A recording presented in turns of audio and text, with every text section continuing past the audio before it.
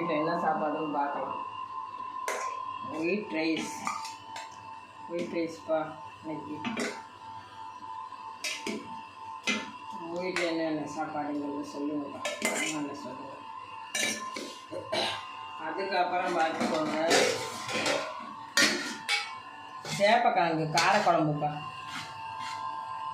நல்லா இருக்கும்பா. சேப்பக்கிழங்கு காரக்குழம்பு கொஞ்சமாக புளி ஊற்றி தக்காளி ஊற்றி கரைச்சி நல்லா இருக்கும் பார்த்துக்கோங்க.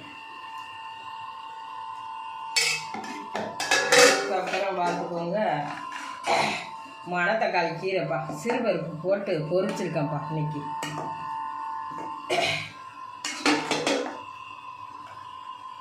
உடம்புக்கு நல்லது, வயிறு வலிக்கெல்லாம். இப்போ கிடச்சிது, வாங்கி வச்சாச்சு. அதுக்கப்புறம் பாருங்கப்பா முட்டை. அதுக்கப்புறம் பாருங்கள் பப்பாளி பழம். இதான்ப்பா நம்ம வீட்டில் இன்றைக்கி சாப்பாடு. உங்கள் வீட்டில் என்ன சாப்பாடு என்னங்கிறத கமெண்டில் சொல்லுங்கப்பா. வாங்க சாப்பிட்லாம்.